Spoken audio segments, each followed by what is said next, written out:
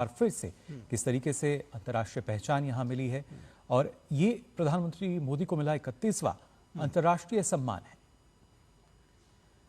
बिल्कुल, royal order of the polar star commander grand cross.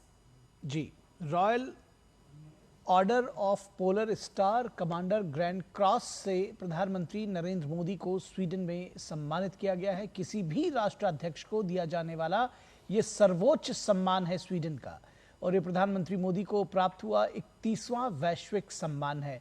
तो प्रधानमंत्री की जिस लोकप्रियता की, जिस स्वीकार्यता की हम बात कर रहे थे, 1 to 1 उनके संबंधों की बात कर रहे थे, उनके करिश्मेटिक लीडरशिप की बात कर रहे थे, उसको दुनिया मानने लगी है और दुनिया मानती है। ये 31वां सम्मान है। शायद इससे पहले किसी भारतीय नेता को इतने सम्मान नहीं मिले हैं, और इस तरह का स्वागत, इस तरह का अभिनंदन, इस तरह का सम्मान, ये न सिर्फ भारतीय प्रधानमंत्री के लिए एक गौरव की बात है, बल्कि हम सब भारतीयों के लिए एक गौरव की बात है कि भारत के प्रधानमंत्री को दुनिया भर में सम्मानित किया जाता है, सर्वोच्च सम्मान से सम्मानित किया गया है। आज भी प्रधानमंत्री को 31वां वैश्विक सम्मान मिला है। Royal order of the polar star commander grand cross से प्रधानमंत्री नरेंद्र मोदी को सम्मानित किया गया है। जी बिल्कुल, भारत की ख्याति, भारत की लोकप्रियता किस तरीके से बढ़ती हुई नजर आ रही है। पीएम मोदी को जो 31वां अंतर्राष्ट्रीय सम्मान यहाँ पर दिया गया है, जो भी अगर देखा जाए किस तरीके से royal order of the polar star commander grand cross, यानी स्वीडन का अगर देखें किसी भी राष्ट्र को दिया जाने वाला सर्वोच्च सम्मान, वो यहाँ प्रधानमंत्री नरेंद्र मोदी को दिया गया है, उससे नवाजा गया है उनको। और यही एक, अगर देखा जाए इसके आधार की अगर बात करें तो कहीं ना कहीं ना सिर्फ लोकप्रियता बल्कि एक जो विश्वसनीयता है, जो पारदर्शिता है, वो अपने आप में काफ़ी महत्वपूर्ण हो जाती है। और ये भी एक बड़ा संदेश कहीं ना कहीं देती हुई नजर आती है वैश्विक पटल पर कि ये जो सम्मान है, ये भारत का सम्मान है, हर भारतीय नागरिक का सम्मान है, जो कि आज पूरा विश्व करता हुआ हमें नजर आता है। बिल्कुल, जब हम कहते हैं कि भारत का वीजा, जो भारत का पासपोर्ट हुआ है, वो मजबूत हुआ है, भारत को देखने का दृष्टिकोण बदल गया है, तो वो इसी तरह से बदला हुआ है कि भारत के प्रधानमंत्री को अब तक दुनिया भर के 31 देशों ने अपने सर्वोच्च सम्मान से सम्मानित किया है, और ये प्रधानमंत्री नरेंद्र मोदी को एक और सम्मान मिला है। तो ये भारत की बढ़ती हुई ताकत को, प्रधानमंत्री नरेंद्र मोदी के राजनीतिक नेतृत्व को, उनके सूझबूझ को का ये एक प्रमाण है, उसका एक सर्टिफिकेट है, अगर मैं कहूँ तो गलत नहीं होगा। और इस पूरे विषय पर अगर डॉक्टर संदीप त्रिपाठी, आपसे भी हम समझना चाहें, ये जो royal order of the star जो प्रधानमंत्री को ये सम्मान मिला है, royal order of the polar star, ये किस तरह से इसको आप देखते हैं, कैसे परिभाषित करेंगे? सबसे बड़ी बात तो ये हमारे सभी के लिए बहुत खुशी की बात है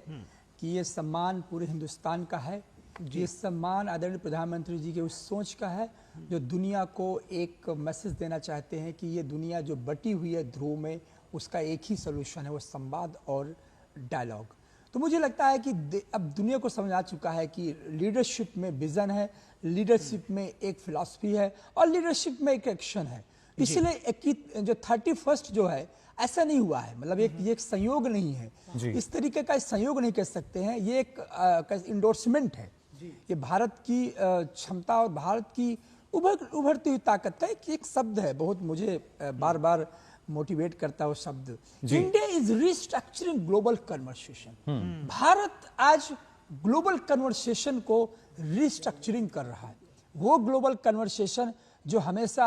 जियोपॉलिटिकल इशू पर, राइवल्स पर, कंपटीशन पर बात होती थी, भारत कहता है जो वैश्विक राजनीति का जो चेहरा होता है। ठीक बात है, इसको थोड़ा सा और विस्तार देते हैं। Royal order of the polar star Sweden का एक बेहद प्रतिष्ठित और ऐतिहासिक राजकीय सम्मान है। स्वीडन के राजा फेडरिक प्रथम ने फरवरी 1748 में इस सम्मान की शुरुआत की थी। तो कितना पुराना सम्मान है ये भी समझा जा सकता है। और ये सम्मान विज्ञान, साहित्य, शिक्षा के रॉयल पैलेस को पहुंचे और वहां पर उन्होंने मुलाकात की और प्रधानमंत्री को यहाँ पर grand cross of the royal Norwegian order of merit by his majesty king Harald द्वारा दिया गया ये हाईएस्ट अवार्ड है। अगर बात की जाए नॉर्वे की, तो यहाँ पर प्रधानमंत्री को इस पुरस्कार से नवाजा गया है। Grand cross of the royal Norwegian order of merit, ये अवार्ड जो है वो प्रधानमंत्री को दिया गया।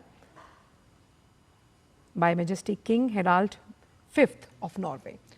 नॉर्वे के सम्राट हेराल्ड पंचम ने प्रधानमंत्री को सम्मानित किया है grand cross of the royal Norwegian order of merit से, और उसके ग्रैंड क्रॉस से प्रधानमंत्री को सम्मानित किया गया। प्रधानमंत्री का नॉर्वे का ये दौरा है, जहां जिस तरह से ग्रीन और क्लीन एनर्जी को लेकर अभी हमने देखा, और ये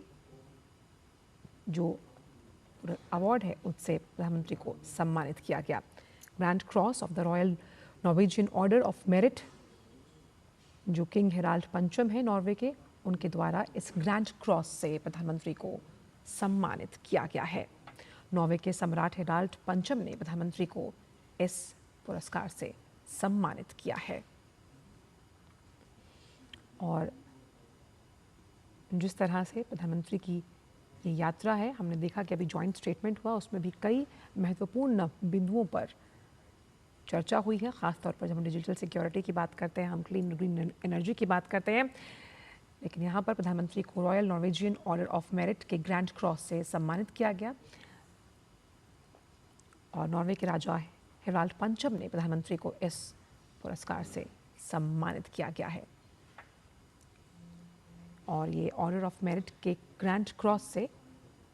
प्रधानमंत्री को सम्मानित किया गया। और सबसे अहम बात यह है कि प्रधानमंत्री जब भी विदेश यात्राओं पर जाते हैं, जिस तरह से ये सम्मान है, ये सम्मान जब उनको इस तरह से मिलता है, वो हमेशा कहते हैं कि ये सम्मान उनके देश को समर्पित है। तो प्रधानमंत्री को royal Norwegian order of merit के ग्रैंड क्रॉस से सम्मानित किया गया है।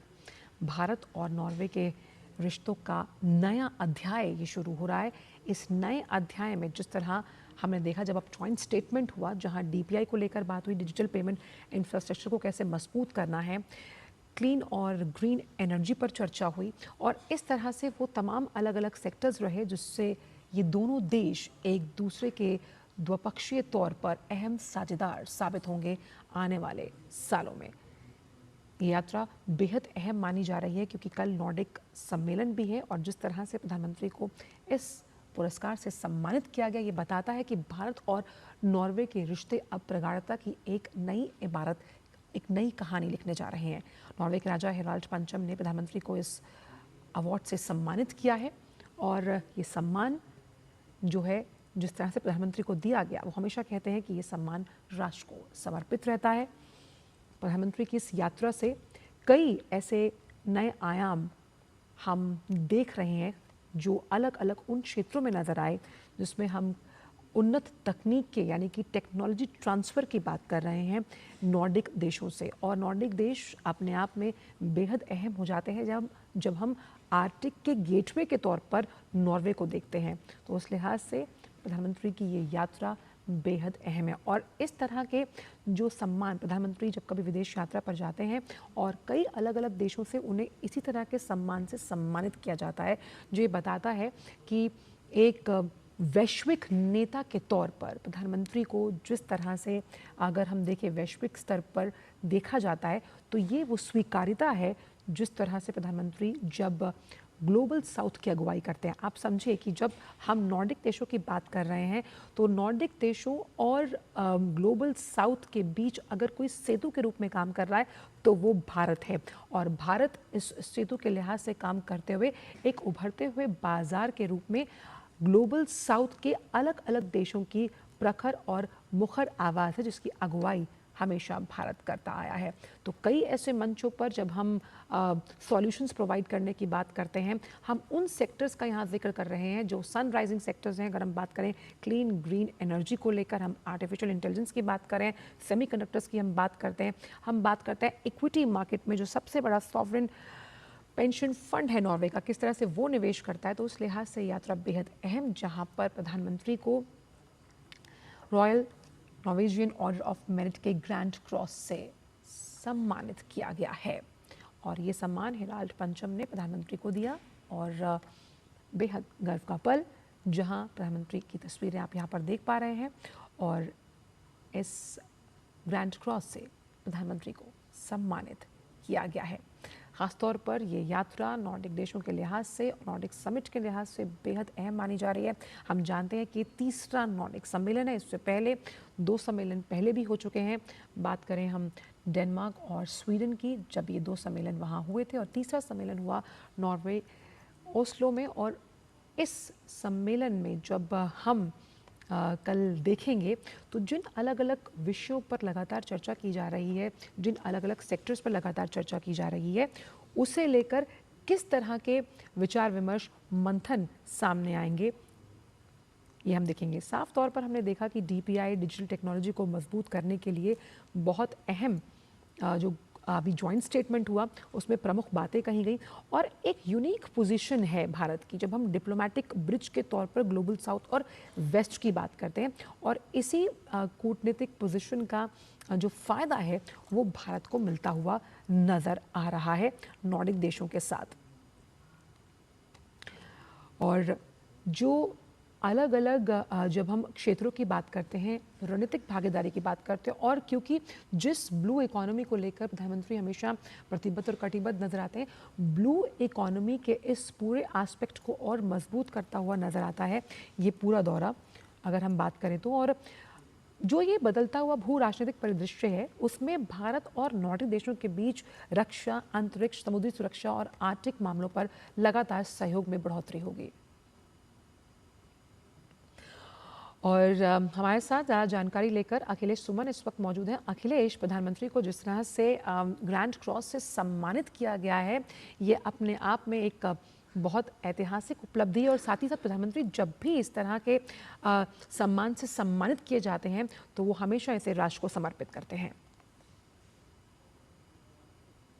प्रधानमंत्री नरेंद्र मोदी को जब भी इस तरीके के सम्मान से सम्मानित किया जाता है, वो हमेशा बताते हैं कि 1.4 बिलियन पॉपुलेशन का ये सम्मान है, पूरे देश का ये सम्मान है, और चूंकि वे भारत के प्रधानमंत्री हैं इस रूप में उन्हें ये सम्मान सौंपा जाता है। लेकिन निश्चित तौर पे इसमें व्यक्ति की भूमिका भी होती है, और देश के अंदर जो ताकत है, देश की जो क्षमता है, उस क्षमता के कारण भी जो दूसरे देश के जो लोग हैं वो चाहते हैं कि प्रधानमंत्री को सम्मानित करें। और इसी कड़ी में आज भी यहाँ के राजा हैं, किंग हैं, उन्होंने प्रधानमंत्री नरेंद्र मोदी को इस सम्मान से सम्मानित किया गया है। यहाँ का सबसे सर्वोच्च सम्मान इसे माना जाता है, और इसे माना ये जाता है कि यह जो सम्मान है, यह सम्मान एक तरह से नॉर्वे के साथ जो भारत के संबंध जिस तरीके से लगातार विकसित हो रहे हैं, और खास करके जो विश्वास एक दूसरे देशों पे हो रहा है, क्योंकि देखिए नॉर्वे भी एक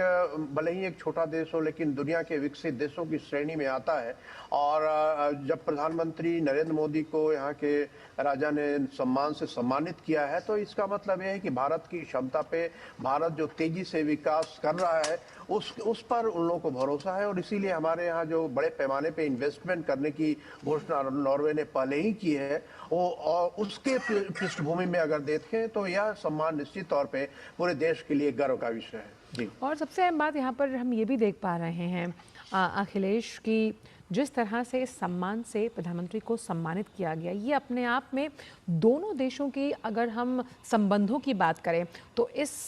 संबंधों की किताब में एक नए चैप्टर के तौर पर इसे हम देख सकते हैं, क्योंकि 43 वर्षों बाद ये पल ऐतिहासिक है जब कोई भारतीय प्रधानमंत्री नॉर्वे की सरजमी पर आया और सर्वोच्च सम्मान उसे हासिल हुआ है। निश्चित तौर पे देखिए 43 साल पहले प्रधानमंत्री आए थे और आज प्रधानमंत्री नरेंद्र मोदी आए हैं, तो निश्चित तौर पे ये कहा जा सकता है कि नॉर्वे के अंदर इस बात का रियलाइजेशन हुआ है कि भारत जैसे जो दुनिया का सबसे बड़ी जनसंख्या वाला देश है, बहुत तेजी से विकसित होती अर्थव्यवस्था है, और इसके अलावा एक स्टेबल डेमोक्रेसी है, एक प्रेडिक्टेबल इकोनॉमी है, जो है वो जो टैक्सेशन रिफॉर्म्स बहुत सारे हुए, इसमें भी एक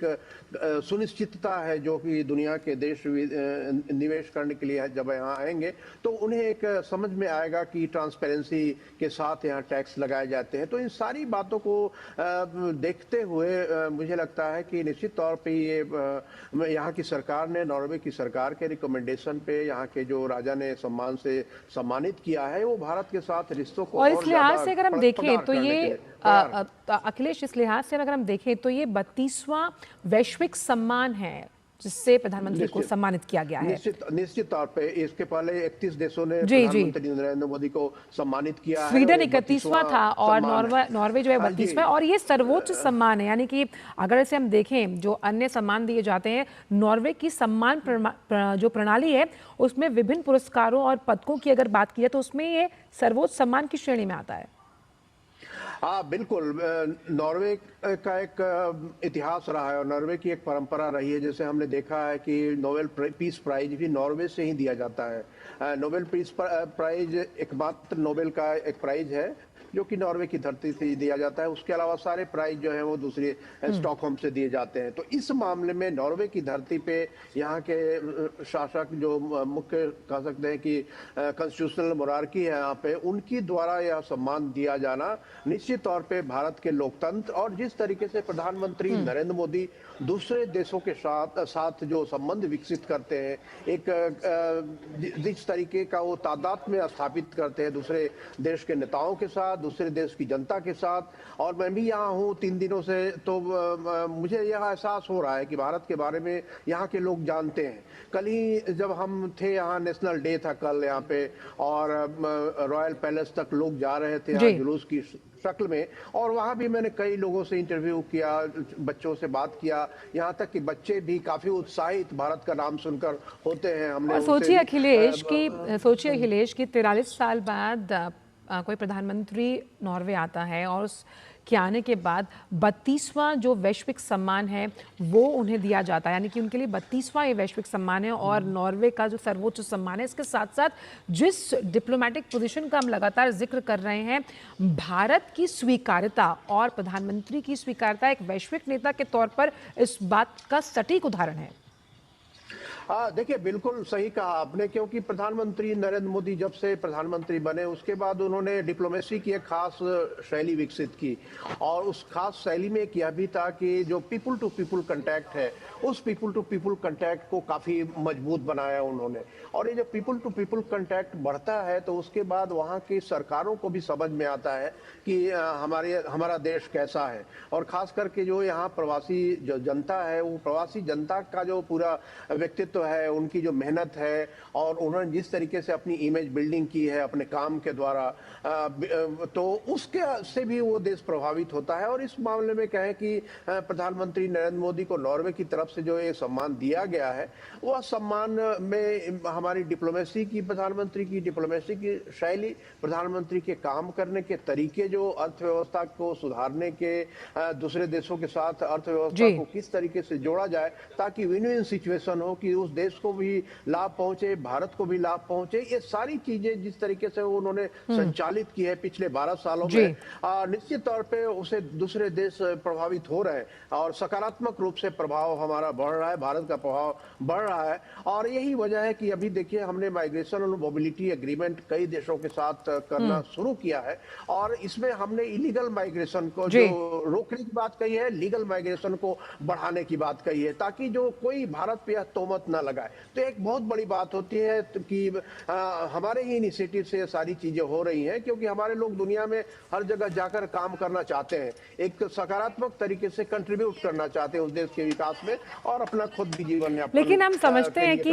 अखिलेश की पूरा एल्गोरिदम ही चेंज हो गया है। अगर हम फॉरेन पॉलिसी का जिक्र करें, जहां कहीं ना कहीं भारत अब अपनी जो कॉन्टिनेंटल यूरोपियन स्ट्रैटेजीज है उसको बहुत स्ट्रीमलाइन करके चल रहा है, और ये जो बहुत बड़ी एक हम कह सकते हैं महत्ता है वो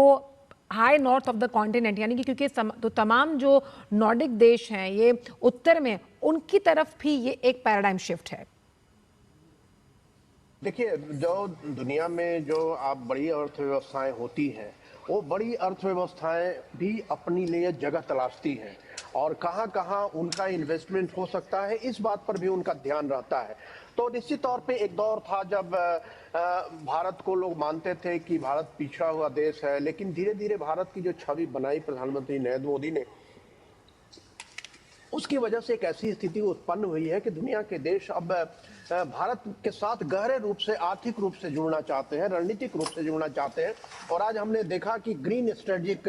पार्टनरशिप की घोषणा की प्रधानमंत्री नरेंद्र मोदी ने और नॉर्वे के प्रधानमंत्री ने। तो यह एक बहुत नया प्रयोग है ग्रीन स्ट्रेटेजिक पार्टनरशिप का। और ये ग्रीन स्ट्रेटेजिक पार्टनरशिप के माध्यम से हमने क्लाइमेट चेंज को रोकने के लिए जो अपने प्रयास किए हैं, उसके लिए भी एक बड़ा संदेश दिया है कि स्ट्रेटेजिक पार्टनरशिप एक ऐसी भी हो सकती है जो ग्रीन पार्टनरशिप हो। मतलब उसका कि हम पर्यावरण की चिंता कर रहे हैं, हम क्लाइमेट चेंज के बदलाव को रोकने के लिए काम कर रहे हैं, और इसके लिए जो देश सक्रिय हैं उन देशों के साथ हम अपना संबंध विकसित कर रहे हैं। तो यह एक बहुत ही सकारात्मक और अपने आप में एक अनूठा प्रयोग है जो भारत ने शुरू किया है प्रधानमंत्री नरेंद्र मोदी अच्छा, के इसमें एक चीज़ और है कि जिस तरह से जब हम केमिस्ट्री की बात करते हैं, दोनों देशों की केमिस्ट्री है। वजह यह कि जिस तरह से जिस स्वतंत्र सोच के साथ नॉर्वे आगे चलता है, अगर हम वर्किंग प्रोफेशनल्स की बात करें या अलग अलग जो उसके क्षेत्र हैं,